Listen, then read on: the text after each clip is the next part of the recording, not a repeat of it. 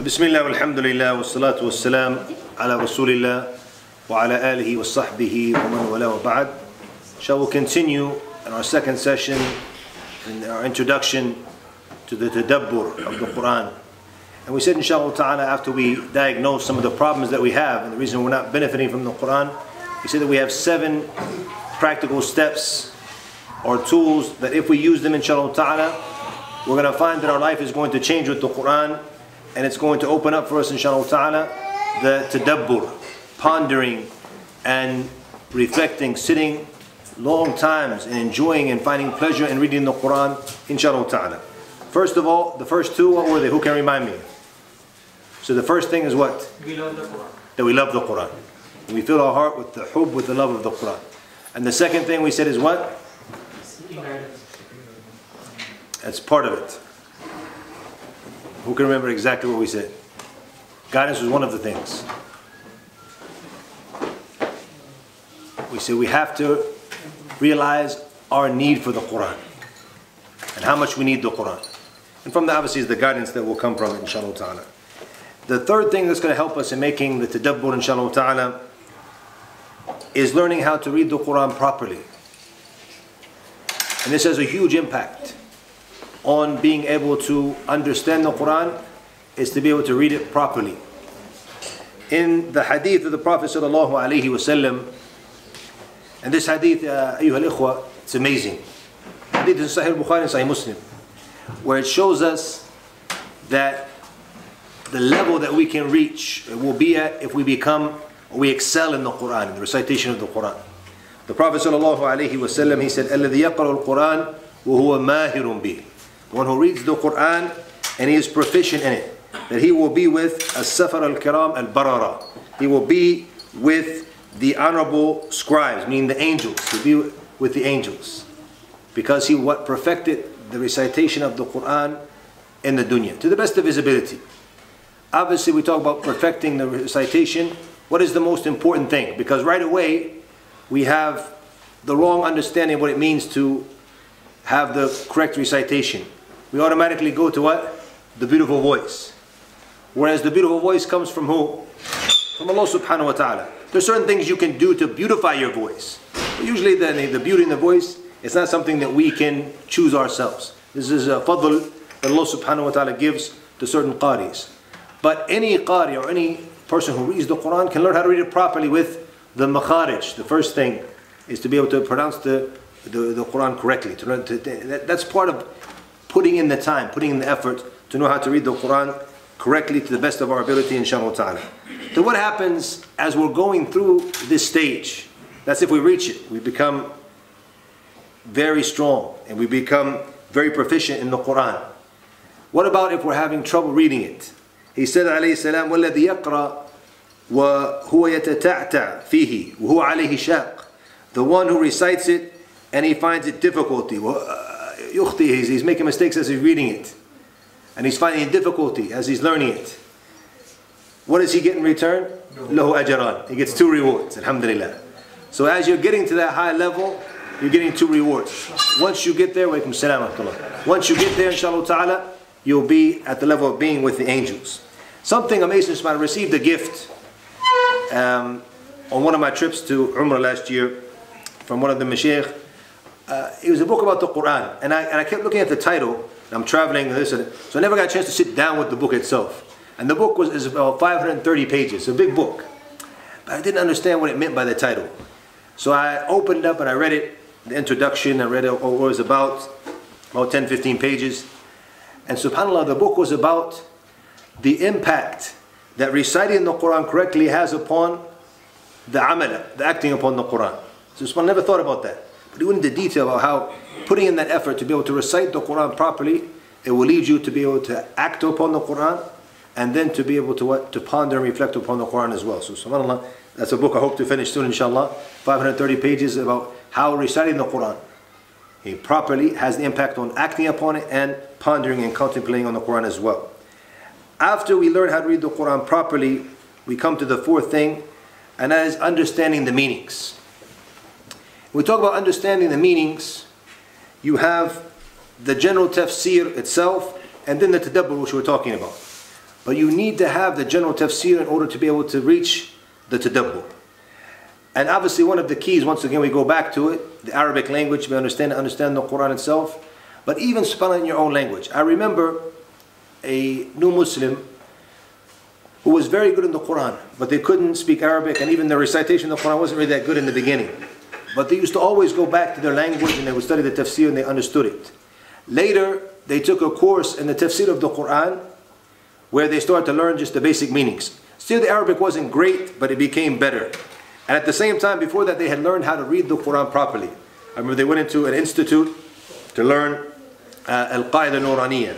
So they learned how to read the Quran properly. The recitation became good in the Quran. And then they started to learn the basic meanings of the Quran. Now when you speak with them about the tafsir, they're actually pretty good. Even though the Arabic wasn't great, but they had some understanding of some of the Arabic. And through their own language, they were able to understand the Quran pretty good. So once you start to have that general tafsir, that general understanding of the Quran, you're going to find that that's going to help you lead you to the tadabbur. But if you don't understand, as we said, the meanings, then it becomes difficult to really grasp it and to be able to understand it and to go deeper into the tadabbur itself. And after we learn the meanings, I'm going very quick on some of these things, these points without detail, because the end part, ya ikhwan, is a bit longer, so I'm going to put more time there, inshallah. That's why you understand I'm not going too much detail. The fifth thing is acting upon the teachings of the Quran, is that we put it into action. And we're going to go into some more detail on that in a bit, inshallah ta'ala, when we come to the objectives of the Quran, inshallah. So we need to act upon the Quran. The Prophet sallallahu alaihi wasallam, when Aisha radiallahu anha was asked about his khuluq, what was the manners of the Prophet sallallahu alaihi wasallam? What did she say? Kana khuluquhu al-Quran. That his manners were that of the Quran. A implementation of the teachings of the Quran. There's a command to do something good. There's a command that this is the good way. You'll find that the Prophet ﷺ is the one who's implementing it. This is what you need to stay away from. These are from the evil things. The Prophet ﷺ, he's the farthest person from that. It's the Quran in action. Putting the Quran into action. This was the Prophet ﷺ. Something very beautiful that Shaykh al-Islam Ibn Taymiyyah, rahimahullah ta'ala, he said, وَالْمَطْلُوبُ مِنَ الْقُرْآنِ هُوَ, and what's matlub? What is the objective? What do we want to gain from the Quran when we read the Quran? He said, فَهْمُ مَعَانِهِ وَالْعَمَلْ بِهِ, understanding its meanings and putting them into action. Understand the meanings of the Quran. This is what's matlub. This is what your objective is when you read the Quran. The main objective is to what? Understand its meanings and then to put them into actions. And then he said, فَلَمْ تَكُنْ هَذِهِ هِمَّةْ حَافِظِهِ لَمْ يَكُنْ مِنْ أَهْلِ الْعِلْمِ وَالدِّينِ. If this isn't the concern or the objective of the one who's memorizing the Quran, because many of us memorize surahs from the Quran. Many of us send our children to learn and to memorize the Quran. But he said if the objective is not this, to understand its meanings and then put them into action, he said that he wouldn't be from the people of knowledge and the people of deen. Because the true people of knowledge, the true people of the deen, they're the ones who understand and to put into action. The sixth thing, inshallah, that will help us in understanding and contemplating on the Quran is to revive the manhaj of the Sahaba when it comes to dealing with the Quran. And very rarely do we hear anyone talk about this. The manhaj of the Sahaba in dealing with the Quran. They say when you enter into Medina during the nighttime, they said you hear the sound of like a beehive. The sound of like the beehive, where the bees are buzzing around the hive. But what is the buzzing sound that you're hearing? It's the Quran coming from the house of the Sahaba during the night. They're getting up and praying. As they say, they were ruhban. They were worshippers at night, and they were lions and soldiers and true men during the day. Radiallahu anhum. They would read it and recite during the night, and they would put it into action during the day. But what was their methodology? How did they get to this level? That's the important thing. We see this is the end result.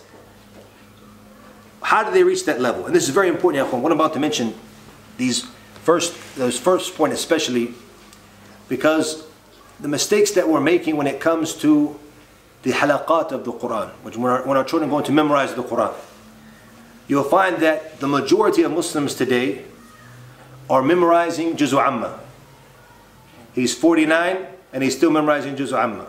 You meet him when he's 56, he's still memorizing Juz' Amma. Even though he memorized all of Juz' Amma when he was 6 or 7 years old. But he forgot it throughout the years, so he keeps coming back to it. Forgetting it, becomes busy with the dunya again. Then he comes back and like this. And he's at Juz' Amma his whole life. Why is this, even though he memorized it when he was young? Because he didn't follow the methodology, the manhaj of the Sahaba. Look at this narration. When Jundub al-Bajali radiyallahu an, he said, we were with the Prophet ﷺ and we were young boys. Young Basha, huh? Young boys. And he said, فَتَعَلَّمْنَا الْإِيمَانِ قَبْلَ أَن نَتَعَلَّمَ الْقُرْآنِ. That we learned the Iman first, before we learned the Quran. Now the difference now, we want to force the Quran, hifd, memorize. And we take the Maulana strategy sometimes, with the stick. Memorize with the stick. So you think he's going to love the Quran? Yeah, and the Iman's not really there, and then he leaves it later. Here they say we learned the Iman first, and then we learned the Quran. ثُمَّ تَعْلَمْنَا الْقُرْآنِ فَزِدْنَا بِهِ إِيمَانًا. And then we learned the Quran after that. So we increased in our Iman with the Quran. So once again we talked about how we can love the Quran in the beginning. What was the first thing we said? Knowing Allah subhanahu wa ta'ala. The Iman, the Tawheed, the Aqeedah. When that is strong in the heart, then you're going to be able to benefit from the Quran. So once you have strong Iman, you know Allah subhanahu wa ta'ala, then you're going to love the Quran and you're going to want to learn the Quran. And once you learn the Quran, then with the Iman, as they said the Sahaba, فَزِدْنَا بِهِ إِيمَانًا. Then we increased in our Iman. So this is the first thing from the methodology that we need to revive in our lives. Strengthen our Iman first, and then we focus on the Quran. Or we do them together. But we don't Quran, and then don't focus on the Iman. So the Iman is the key. The second thing is how they used to learn the Quran. It was narrated that Uthman ibn Mas'ud, Ubay ibn Ka'b, all of them said that the Prophet ﷺ, he would read to them the 10 verses. And they wouldn't leave those 10 verses and go on to the next ones until what? They learned the meanings and they put them into action. The hifd for us has become what? A race, a musabaqa. Let's get to the end. See how fast we can get to the end. When we read the Quran now, even not hifd, the objective is how we can get to the end. We're going to try to, we're thinking about the khatma. So fast sometimes, we're reading like that. Because we want to get to the end. Even though it's something important that we should read the entire Quran at least once a month. This is the minimum, as the scholars said. But even if we read part of the Quran only, but we read it properly, and we understood some of the meanings, and we put them into action, we reflected on it, it's better than reading the entire Quran.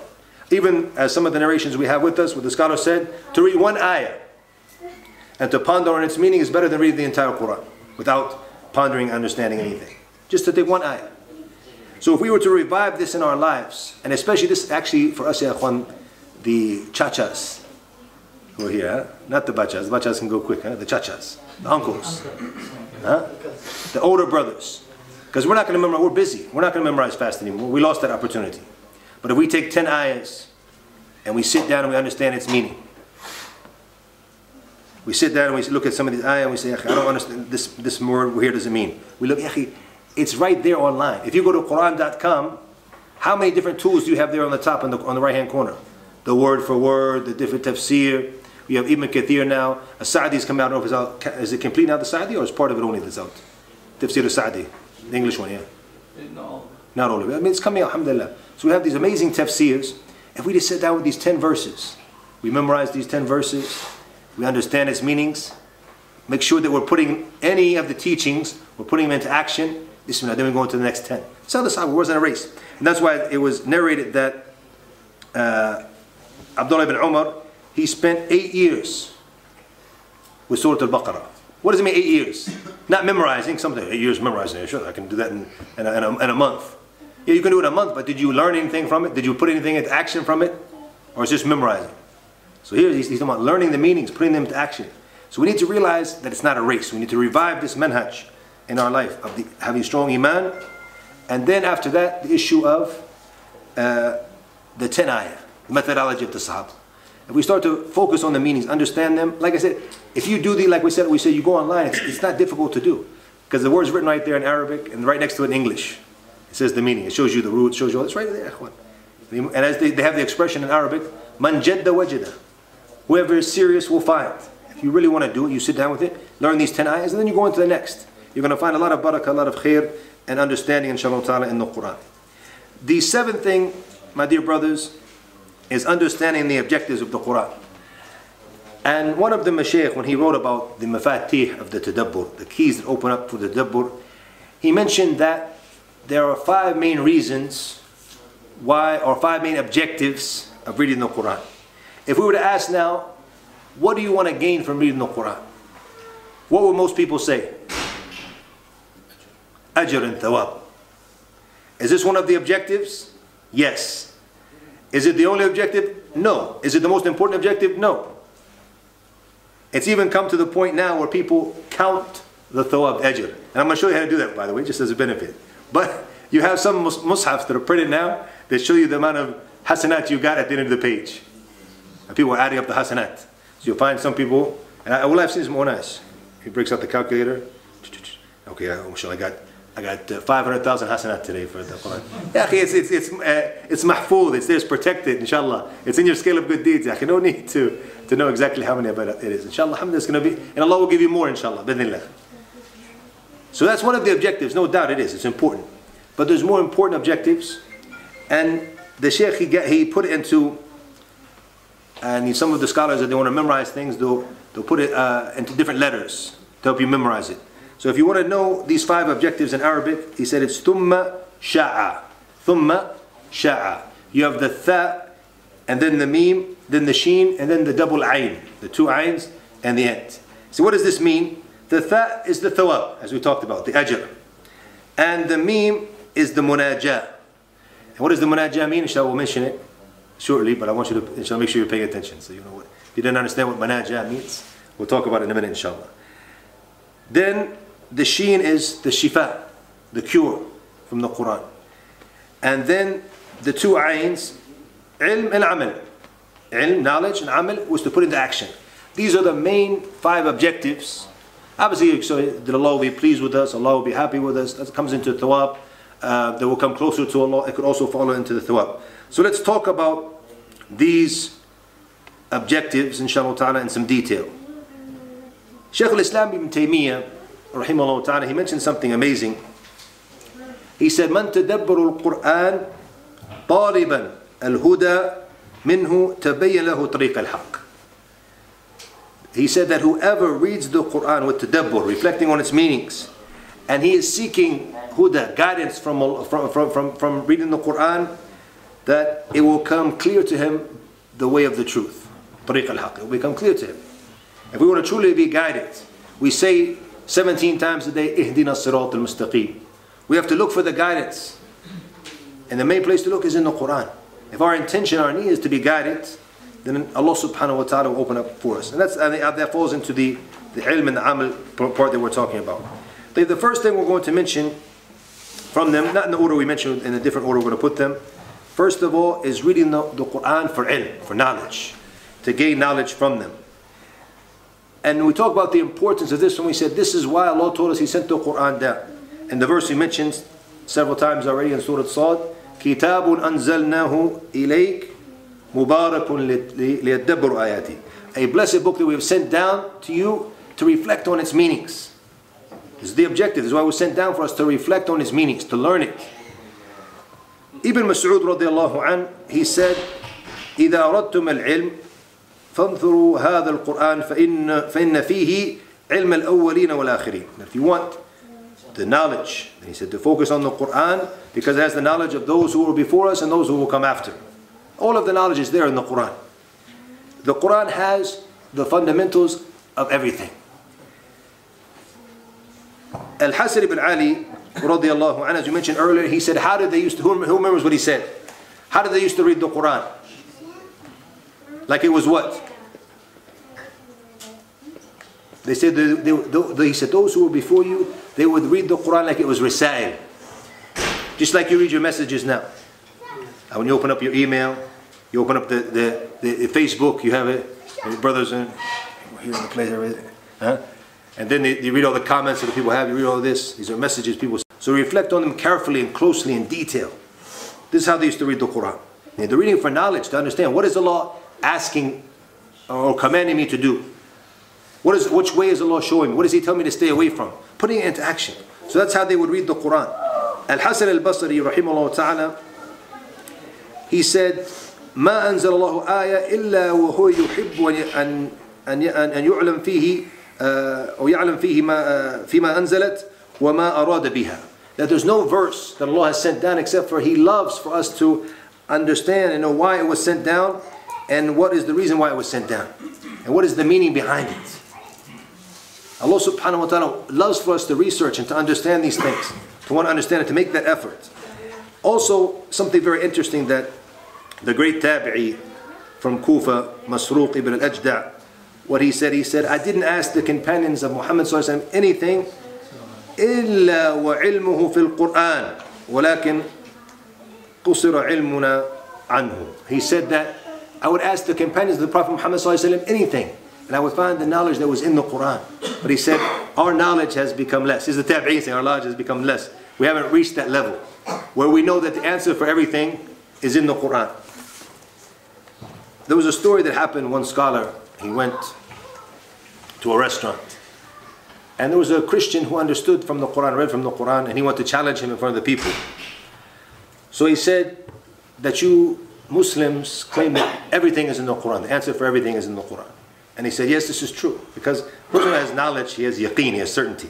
So he knows that. And what's meant by this, obviously, the foundation, the fundamentals. Not everything in detail. Because even the salat, is it there in detail? No, it's just the basic fundamentals of the salat, or the order for the salat is there. But how to pray, the details, is in the sunnah of Rasulullah sallallahu alaihi wasallam. So they asked him, and he said, okay, if everything's in the Quran, he said, this dish that you're eating right now, what do you say, chicken biryani or something, huh?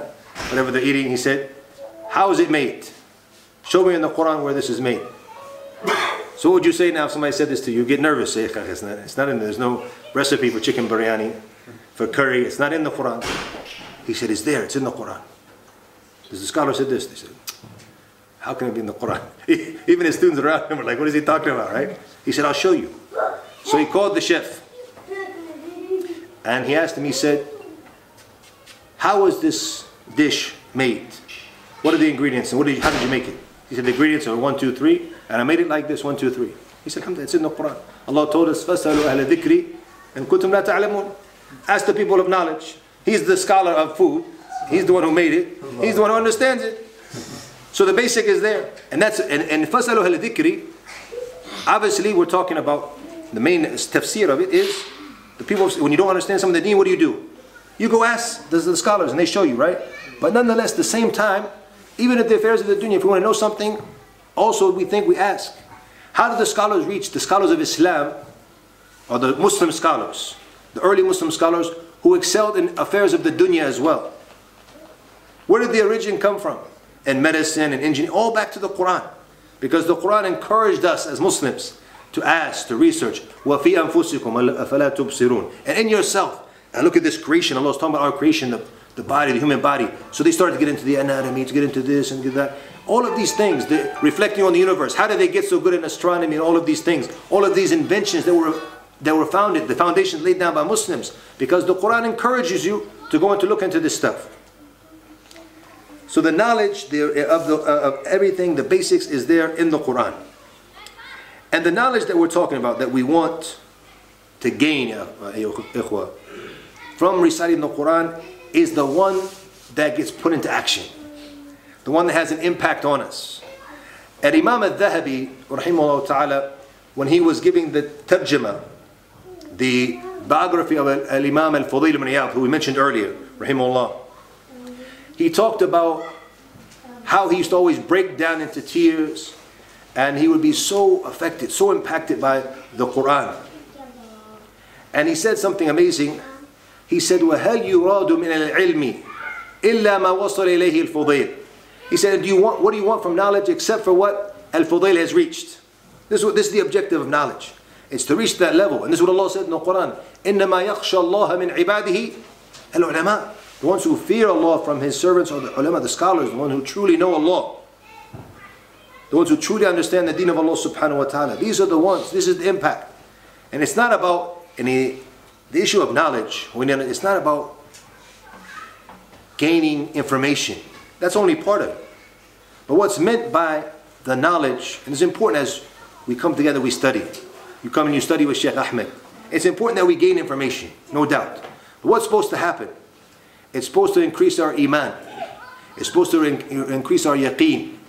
And as Shaykh al-Islam, rahimahullah ta'ala, Ibn Taymiyyah said, once you have those two, al-iman wal-yaqeen, the two, they go together. And how do we increase the iman and the yaqeen? Through the knowledge. He said, وَبِالْإِيمَانِ وَالْيَقِينِ يُنَالُ الْإِمَامَ فِي الدِّينِ.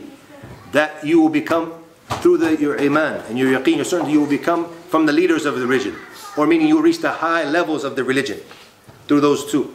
And obviously the key to those two, it starts with the knowledge of Allah subhanahu wa ta'ala and the deen of Allah. So it's important that we focus on reading the Quran. One of the scholars mentioned something amazing. He said, how can we gain that knowledge? He said, look at the student the night of the exam. How is the student the night of exam? He's got a blue pen, a red pen, he's got a yellow highlighter, an orange highlighter, the pink highlighter, he's ready, different things. He's going through the books, making sure he didn't miss anything. The same thing when you read the Quran, without the highlighters though. Huh? That you what? You go through it and you examine it. And he said, just like the employee who goes through the rules, the lawyer who goes through the laws to make sure he understands it properly so he knows how to win the case in court. The same thing now. We want that same knowledge, that in-depth knowledge, where we go in and we look into it and we're able to what? Abstract the knowledge and then put it into action. So this is the issue of the knowledge of the Quran, the objective of knowledge. The second issue we said is what? The importance of the action and acting upon the Quran. Ali ibn Abi Talib, he mentioned, for those who had memorized the Quran, he said, act upon the Quran. اعملوا به. فإنما العالم من عمل بما علم ووافق علمه عمله. He said, act upon the Quran. Talk about Hamalat al-Quran, the ones who have memorized the Quran. He said, act upon the Quran. He said, because the scholar, he said, he is the one who acts upon what he knows. And that his knowledge is in accordance with what? With his actions.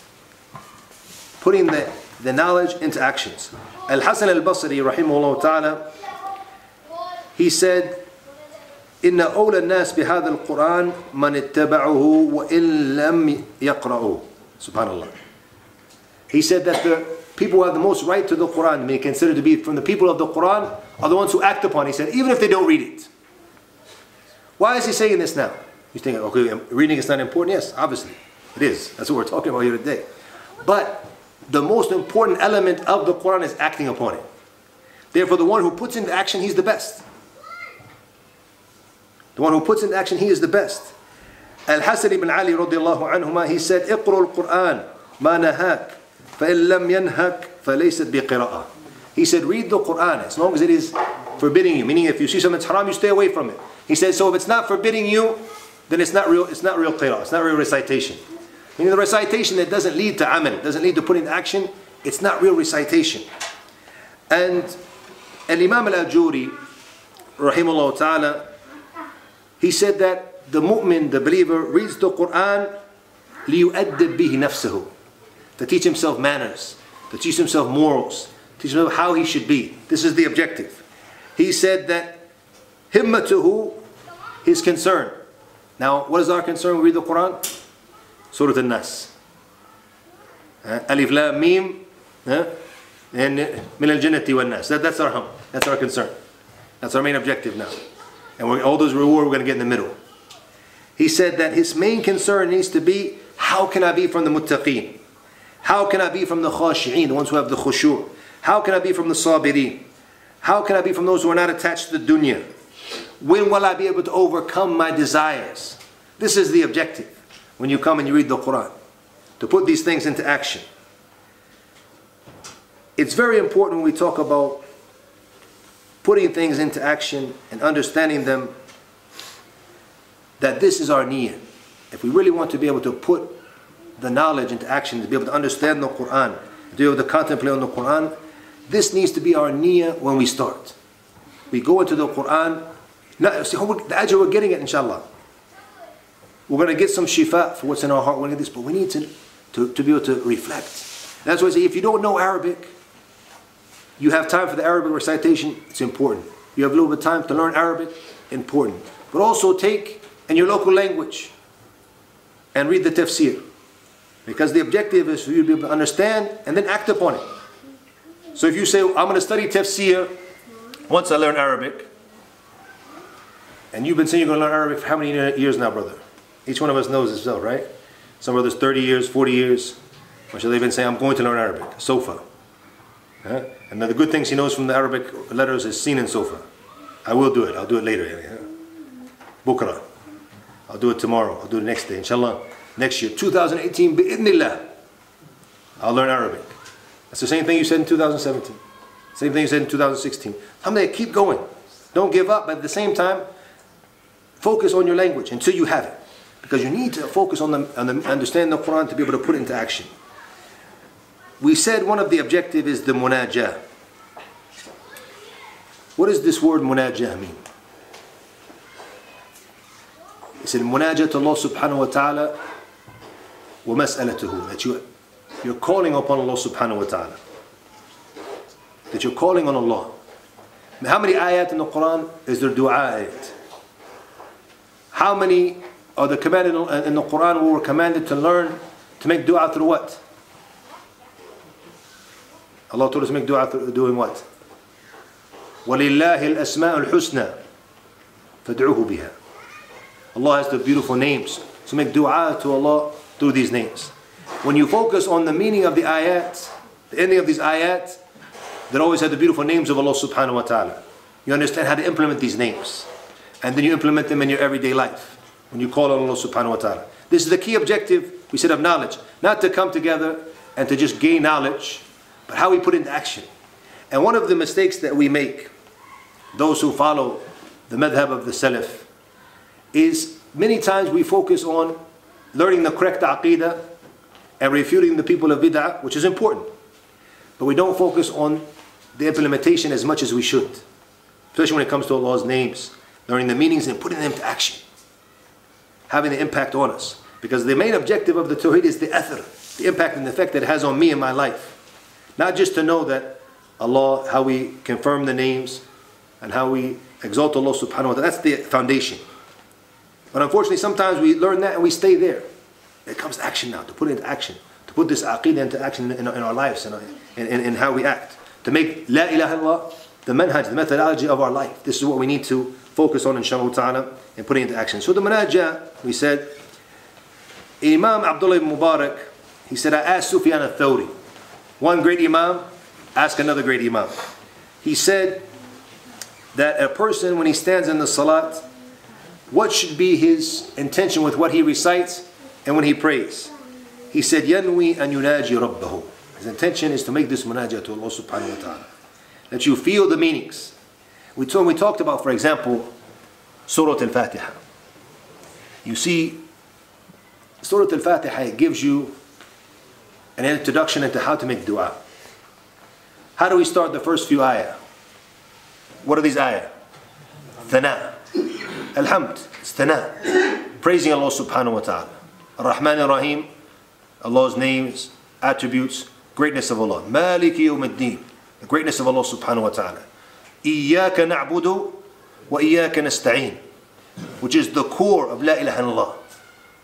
This is the covenant of the true believer. La ilaha illallah. The Tawheed. We put it, we make the commitment to Allah subhanahu wa ta'ala. Iyaka na'budu wa iyaka nasta'een. Immediately after, what do? We put, after the praise, after the pure Tawheed, we put it into action. With what? Ihdina. We need to feel it. So look at the beauty of the, we say even the letter. Where does it come from? Inside. You feel it right away. Ihdina. Subhanallah. And then you think about as-sirat al-mustaqim. What is the sirat? Sirat alladhina an'amta alayhim. Who are they? The prophets and their followers. Salihin. Ya Allah, make us from them. Ya Allah. We feel it. We make the dua. And then we want to stay away from being like al-maghdubi alayhim wal-dhalin. Ya Allah, save us to be for. We feel the meanings. Is the munajah make it to Allah subhanahu wa ta'ala through the salat. Imam Ibn Qayyim, rahimahullah ta'ala, He said, إِذَا أَرَدْتَ الْإِنْتِفَاعَ بِالْقُرْآنِ. If you really want to benefit from the Quran, pay attention to these three things. He said, فَاجْمَعْ قَلْبَكَ عِنْدَ تِلَاوَةِ وَسَمَاعِهِ. He said to gather your heart as you're reciting and hearing the Quran. Meaning you're focused. You're focused on what is being read or what you're listening to. وَأَلْقِ سَمْعَكَ. Here once again to what? Listen closely, listen carefully. Meaning pay attention. So your heart's there. You're not thinking about things from outside, and now you're paying attention, meaning you're concentrating now. وَاحْضُرْ حُضُورْ مَنْ يُخَاطِبُهُ بِهِ مَنْ تَكَلَّمَ بِهِ سُبْحَانَهُ وَتَعَالَى إِلَيْهِ. And then your focus is the one who's being spoken to directly. And this is what we were talking about at the beginning, how the Salaf used to look at the ayat as risal, as things, messages that are coming from Allah subhanahu wa ta'ala to them directly. Just like now, if you were to go to anybody important, anybody, would you take out your telephone as they're talking to you? Would you look around? If you're with a president, a CEO, a leader, are you going to be what? Looking around? He's talking to you? Or he's talking to you and you're doing like this? It wouldn't be for adab. So when you're with the Quran, you're in the salat, and we're playing with this, we're moving that, we're not focusing, your heart's there. Your mind's there, you're focusing. And then you're focusing on this is coming from Allah subhanahu wa ta'ala. Imam Ibn al-Qayyim, he said when this happens, this will be how you will be impacted and benefit from the Quran. Once you have these things, you're focused, you're concentrating, your heart's there, your mind's there, and then you're receiving them from Allah subhanahu wa ta'ala, these messages, this is how you will benefit, inshallah ta'ala, from the Quran. The fourth objective is the ajr, the thawab, alhamdulillah. No doubt that's one of the main objectives that we want to gain, no doubt. There's a great opportunity for us to listen for the Quran, to read from the Quran. How many rewards do we get for one page? As a faidah, as a benefit. Don't make it, because I don't want you guys to go home and count, inshallah. I'll give it to you easy. Right? A sandwich, jahiz, ready. Roughly how many hasanat do we get for one page of the Quran? First of all, what is the ajr of one letter of the Quran? 10 hasanat. We know from the hadith of the Prophet ﷺ. They said if you were to look at the mushaf we have from the Mujamma' of Malik Fahd, rahimahullah, you'll see that each page has about 15 lines. Each line has about 32 letters. And so if you were to multiply 32 by 15, how much? 480. So each line is about what? 480 hasanat. So per page you're going to have about 4,800 hasanat.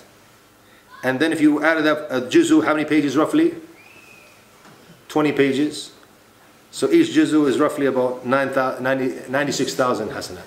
Up to 100. Well, alhamdulillah, yudha'if liman yasha. Allah increases to who He wants, alhamdulillah. So that's just the reward you get for reading it. So what if you add to that as well, making tadabbur? What if you add on that, searching for guidance? What if you add on that, searching for knowledge? And then you go and put it into knowledge. Imagine how it's going to keep getting multiplied. This is what Allah subhanahu wa ta'ala wants us to do. That's why the Prophet ﷺ in several hadith, he taught us, the best of you is who? The one who does what with the Quran? Learns it and then teaches it. The Prophet ﷺ, he also told us to read the Quran because what happens for Yawm al-Qiyamah, it becomes as what? Shafi'an li ashabi. As an interceder for Yawm al-Qiyamah. Several hadith. We don't have much time. And so I'm not going to have a whole bunch I've mentioned here. And different ways the Prophet ﷺ would use to remind us. And also from the Sahaba who also taught us different statements about the importance of reading the Quran. But I'll read one statement from Abu Hurairah. And it's very important. And if we take this home with us tonight, what Abu Hurairah radiallahu anhu is about to tell us, for our households. Our main objective, and really what we really want for ourselves and for our family. We want to be successful. We want to have good, blessed households. He said, radiallahu anhu, البيت الذي يتلى فيه كتاب الله كثر خيره وحضرت الملائكة وخرجت منه الشياطين. That the house where the Quran is read, he said that there's a lot of khair, a lot of good in that household. And the angels come there to that household and the shayateen run away from it. How many of us don't how many of us want this for our household? All of us, no doubt. This is what the book of Allah subhanahu wa ta'ala households. Then he said, وَالْبَيْتَ الَّذِي لَا يُتْلَى فِيهِ كِتَابُهُ. He said, the house where the book of Allah is not recited. ضَاقَ, and it was just like the tightness. You don't feel good inside, right? He said, ضَاقَ أَهْلِهِ. And they don't feel good inside. You find the one emotionally they're not good, they're not feeling good. I'm having a bad day. And he said that there's not much khair in that household, not much good. And the shayateen are there and the angels leave. The opposite of the first household. This is the impact of the Quran being recited in the household. And one of the beautiful stories that I heard from one of the scholars in the times we live in, not from the Salaf. He's way in the Salaf, wherever they were. That's from our days. A brother, when he said we got married, and I saw this on a TV show maybe 10 years ago. I don't know where he is now, mashallah, but he said that he was talking about his relationship with the Quran in his house and in his family. He said that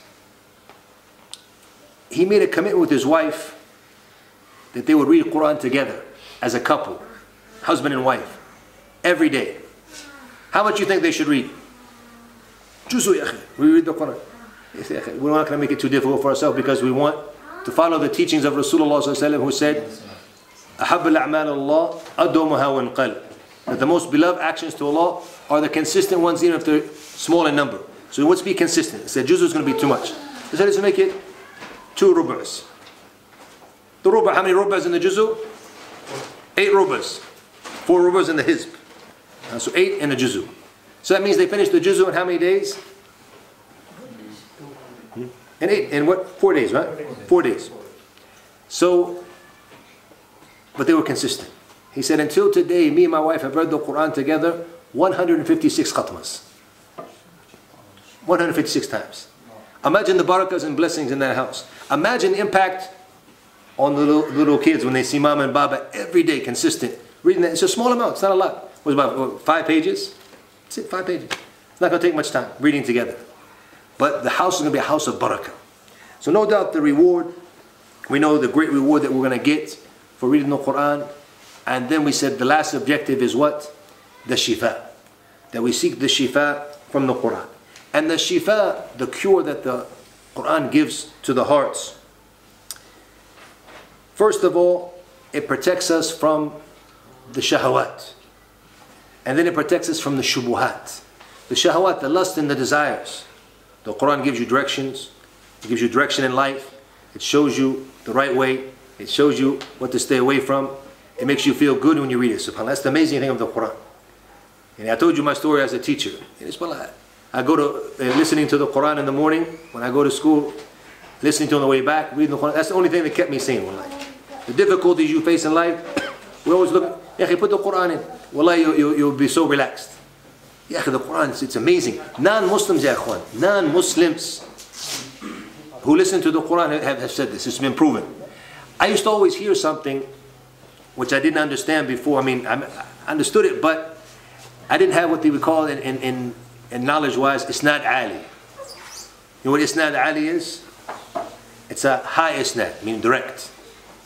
So if I hear somebody else saying, that Sheikh Mbaz said this, Sheikh Mbaz said that, but if I heard it from him directly, it has a big impact on me, doesn't it? I can tell you some stories, some things I heard from the Sheikh, some stories I had with Sheikh Ibn Taymiyyah, rahimahullah. Imagine when he said it to me directly, has the impact on me, huh?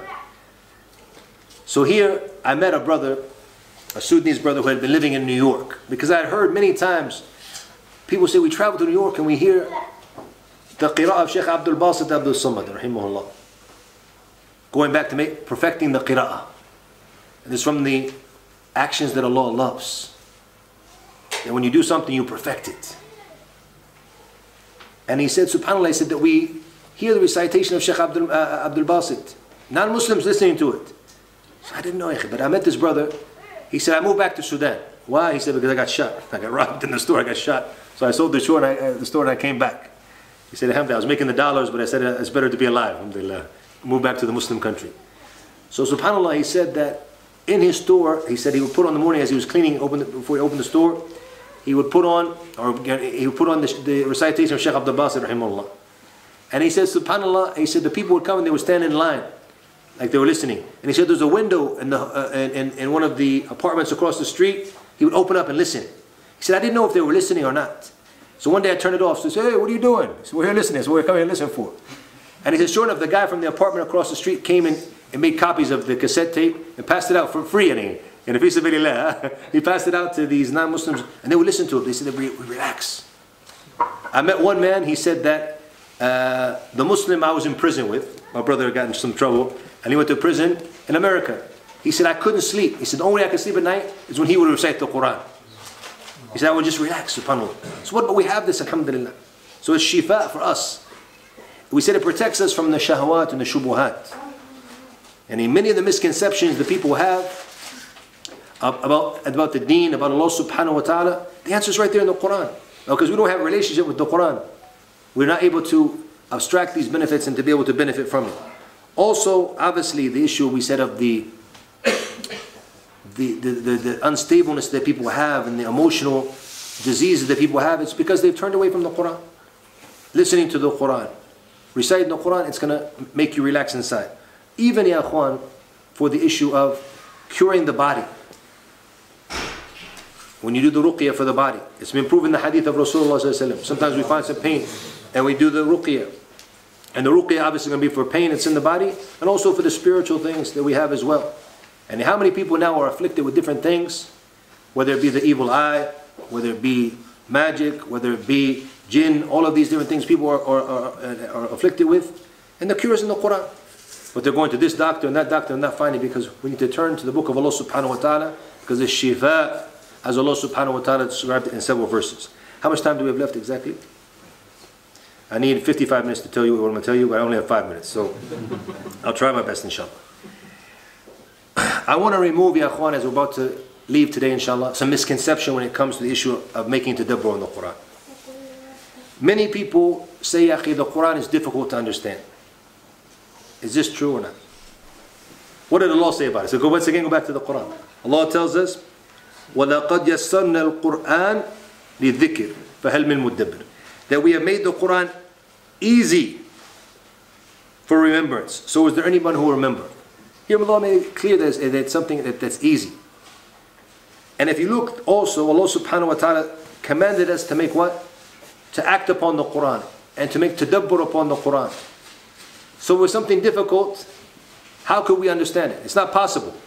You see, it would be contradictory for Allah to send the last scripture to all of mankind and to order you to act upon it and to order you to contemplate on its meanings. But yet it's difficult to understand. Alhamdulillah, the message of the Quran is clear. The message of the Quran is easy to understand. Generally speaking, there are some ayat, it might be a bit difficult. There are some ayat, as Abdullah ibn Abbas radiallahu anhuma mentioned, that there's 4 types of tafsir. He said the tafsir that the Arab know from their kalam, it's from their speech, it's clear to them. And even some of the translations itself, and I'll give you an example now, in a few minutes inshallah, to show you that even in our own language we can understand these basic principles as well. Even if it's translated, the basic teaching is clear. And the second type of tafsir, he said, لا يعذر حد بجهله. That you're not excused to be ignorant when it comes to it. No matter if it's in Urdu or in English or in Arabic. When Allah tells you to worship Allah and don't join partners with Him, does somebody have an excuse when he goes to a wali? When somebody goes to a grave? There's no excuse. لا يعذر حد بجهله. This is the basic fundamentals of the Quran. All throughout the Quran, the companion, the Anbiya, they're telling the Ya qawm u'bud Allah. Worship Allah. What do you want from another ilah with Allah? The message is clear, so no one has an excuse when it comes to ignorance of these basic meanings of the ayat. And then he said there's another tafsir, a third type, that only the scholars know, and a fourth that only Allah knows. But as the scholar said, the majority of tafsir fall into the first 2 categories, which is clear. Imam Ibn Hubayra said something very, very interesting, and pay attention to this. He said, from makaid shaitan, from the traps and the tricks of shaitan, is he convinces the people and he to stay away, that he steers them away from reflecting and pondering on the Quran. And he says that, because for his knowledge, the shaitan's known from where? A tadabbur, reflecting on the Quran. Not just reading, but reading and reflecting. He knows that this is the true guidance. Therefore, he tries to scare us and say, who are you to reflect on this? There's only for the scholars. You'll never be able to understand the Quran. Don't try. The objective is we're learning, we're students, we want to try to understand. It's not just memorizing. We want to be able to reflect and get to a higher level. He said, for an example, and pay attention to this, in Surah Al-Muzammil, in the last verse, verse number 20, when Allah subhanahu wa ta'ala said, وَمَا تُقَدِّمُ لِأَنفُسِكُم مِّنْ خَيْرٍ تَجِدُوهُ عِنْدَ اللَّهِ هُوَ خَيْرًا وَأَعْظَمَ أَجْرًا وَاسْتَغْفِرُ اللَّهِ إِنَّ اللَّهَ غَفُورٌ رَحِيمٌ. Who understood this in Arabic? Who here understood this in Arabic? Other than the Arab guys. Nobody understood what I just read from the verse? Brother Hamdan, you got it. Okay, so now I'm going to go through it in English. And tell me if you can make some reflection on this and understand what Allah is telling us in this. Okay? Here, Allah subhanahu wa ta'ala tells us that what you do from khair, it's for yourself. And you will find it with Allah. And then Allah subhanahu wa ta'ala said, it is better and greater in reward, and seek forgiveness from Allah. Indeed, Allah is all forgiving, all merciful. The meaning of this verse, is it difficult to understand? It's clear what Allah is saying there. And any good you're doing, it's not benefiting Allah subhanahu wa ta'ala. You're going to benefit from it. And you're going to find it with Allah subhanahu wa ta'ala yawm al-qiyam when you stand in front of Him in your scale of good deeds. And seek for the forgiveness of Allah. Indeed, Allah is all forgiving and all merciful subhanahu wa ta'ala. So this is an example. We have many examples in the Quran. Then you can reflect on it. لِأَنفُسِكُمْ. It's for you. I'm the one that's benefiting. I need to benefit from these things, and Allah is going to reward. Then you start to go deep into the reflection. The point, though, which Ibn Hubayra mentioned here, how many of us, even myself, I probably forget this, even though I studied it. But he said, even though most people will never understand that this ma here is kalimatu shart. وتقدم مجزوم بأنها مجزوم بها لأنه شرطها وتجدوه مجزوم به لأنه جزاؤها. This is nahu, this is in-depth Arabic grammar. Most people won't understand this, but yet you can still understand the basic knowledge of this ayah. This is why it's important that we don't let shaitan fool us. Another thing quickly, ya akhwan, when it comes to, and then I have a lot here, but like I said, we're running out of time, so and we can ask for 5 more minutes, inshallah. It's okay. Punch minute, is that okay, akhwan? Jazakallah khair. When it comes to another thing that scared the people, when it comes to the ahkam, the different fiqh rulings. See, you can never understand this. Which is true, you have to study fiqh, you have to go back to the scholars, but still even the fiqh ayah, how many are there in the Quran? The scholars said there's about 500 verses which talk about ahkam. The verses in the Quran altogether are about 6,236. 6,236 verses. So 500 of the verses talk about ahkam, fiqh rulings. And about 8% of the ayat. The other 90% is not about that. But even the fiqh meanings itself, go back tonight, for example, in verse 6 in Surah Al-Ma'idah, chapter 5. Which ayah is this? The ayah of wudu. Is it difficult to understand? And then what do you have to do when you pray? You have to stand up to wash your face, wash this, wash your hands, wipe your head, and wash your feet. Right? But these are the 4 things mentioned in the ayah. It's basic to understand this. It's not difficult to understand the meaning of this. And then if you don't have water, what do? Make tayammum. It's in the ayah. So you understood right away the basics. But if you reflect at the end of the verses, something very beautiful from the wisdoms that we don't think about sometimes when it comes to tahara. Allah mentions at the end of this verse. Reflect on when you go home. One of the wisdoms of why we make wudu. One of the objectives of why we make wudu. Not just to clean our bodies. There's something deeper in that. It comes at the end of the verse. There's something that you can reflect on yourselves. When it comes to a verse, for example, in Surah Al-Baqarah, when Allah says, حَافِظُوا عَلَى الصَّلَوَاتِ وَالصَّلَاةِ الْوُسْطَى وَقُومُوا لِلَّهِ قَانِتِينَ. Here we have how many different commands? 3 things we have to do. First of all, حَافِظُوا عَلَى الصَّلَوَاتِ, which is to maintain with care the obligatory prayers. Pay close attention. Close guard your prayers. حَافِظُوا. Do you need to go in the deep tafsir to understand what that means? In Arabic or in Urdu or in English? It's all clear. وَالصَّلَاةُ الْوُسْطَى. What does this mean? And the middle prayer. We're going to think right away Asr, because it falls in the middle, right? But there is different tafsirs for it. The scholars have differed, but this is the, inshallah, arjah. They say the most authentic view is Salat al-Wusta. But maybe you say, ya akhi, I don't want to say about the book of Allah what I don't know. I would assume it's Asr, but let me, alhamdulillah, I made the purchase, which every house should have the tafsir of Ibn Kathir, whether it be in Urdu or English. You should definitely have it in your house. And I'll tell you a story of one of the scholars who came after the time of Sheikh Muhammad Abdur Raheem. He was traveling, they said, to a village. So he stopped, and he was sleeping, and he was the guest. They were taking care of their guests like they used to, mashallah. Even, alhamdulillah, even till today, the Muslims take care of their guests. And he told the person of the house, he said, bring me this and this volume of Tafsir Ibn Kathir, for example, volume 3. He told him to bring one of the volumes of Tafsir Ibn Kathir. He said, I don't have Tafsir Ibn Kathir. He said, go get it from one of the neighbors. And he said, nobody in this village has Tafsir Ibn Kathir. He got up, he gathered his things. He said, I won't sleep in a village that doesn't have the Tafsir Ibn Kathir. Alhamdulillah. Also in your house, there should be no house that doesn't have the Tafsir Ibn Kathir. It's a blessing that Allah subhanahu wa ta'ala has blessed us with. It's been translated into our languages, alhamdulillah.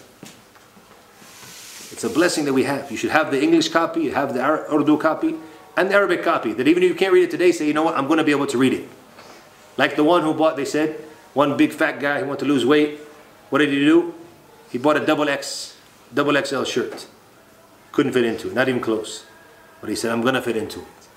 This was the objective. Alhamdulillah, eventually he fed into it. So you have the tafsir there in Arabic as well, and you'll benefit from it. So these are just the examples, ya akhwan, of how we can benefit from the Quran. Because the Quran, as the scholars mentioned, some scholars give the example of it being like the sea. If you want to really benefit, if you're a fisherman, you want to fish, if you just focus on the top of the water with short lines, you'll get some fish. But if you want the big fish with the big money, the real benefit, where do you go? Deep sea fishing, isn't it? So the same thing, the more you go into the Quran, the more effort you make, the more you're going to be able to benefit from the Quran. The deeper you go in, the more you're going to get out. Something amazing that Shaykh al-Islam mentioned. We have several examples about the Tadabbur I want to mention, inshallah, perhaps inshallah in another sitting, because this is just some of the keys anyways. There's many other things as well. One of the things that helped me to start to, I haven't got where I want to get, not even close by the way, but I felt that I want to make more efforts when it came to the Quran. I thought, we put a lot of effort into fiqh and aqidah, hadith, all of these other subjects, which is important. But I said, we don't focus enough on tafsir. This is a shortcoming that we have as Muslims and as students of knowledge. And then as I was feeling this, the story which I knew from before, but I had read it again at the time of the death of Shaykh al-Islam Ibn Taymiyyah, rahimahullah ta'ala. And we say Shaykh al-Islam Ibn Taymiyyah. Why did they call him Shaykh al-Islam? And this was the true scholar when it came to Aqidah, Lugha, Arabiya, Usul al-Fiqh. They said he knew more in the other madhabs, because he was Hanbali, but he knew in the Hanafi, Maliki, Shafi, more than their own scholars. A bahar, really it's an ocean of knowledge. But yet, what was the thing that he regretted, he said, at the time of his death? The thing he wished he had done more, he said, making tadabbur, reflecting on the book of Allah subhanahu wa ta'ala. Because when he was put in prison, did they take his books with him? Didn't have any books. All he had was the Quran that he had where? In his mind and in his heart. He memorized it. Khalas. So as he was sitting there and he reflecting on the ayat, he said, subhanAllah. He said, this is amazing. I wish I had spent more time in my life, he said, reflecting on the book of Allah subhanahu wa ta'ala. So as alhamdulillah, we have the freedom. We're not in prison. We have the khair in front of us, alhamdulillah, and the opportunity. We need to make more effort, inshallah, to learn the Quran, to act upon the Quran, and to reflect upon the Quran. Because wallahi, when you have a jalsa of tadabbur, where you sit there and you cry, and Allah opens up your heart, and then opens up the tears in your eyes, and it comes down your face, reflecting on the book of Allah subhanahu wa ta'ala. It's one of the most amazing feelings that you ever find in this dunya. And subhanAllah, like we said, what you put in is what you get out. The more you put in, the more you're going to find, you're going to benefit, inshallah ta'ala. So like we said from the announcement, this was an introduction. I couldn't cover everything of what I wanted in Tadabbur. I still not even here. But inshallah, hopefully it's a reminder for us and some tools, some practical tools that we'll be able to put in action as a muqaddim, as an introduction to this great science that we don't focus on enough, which is the Tadabbur, the reflecting on the book of Allah subhanahu wa ta'ala. And Allah knows best. Allahu a'lam wa sallallahu wa sallam wa barak ala Nabi Muhammad wa jazakumullah khairan.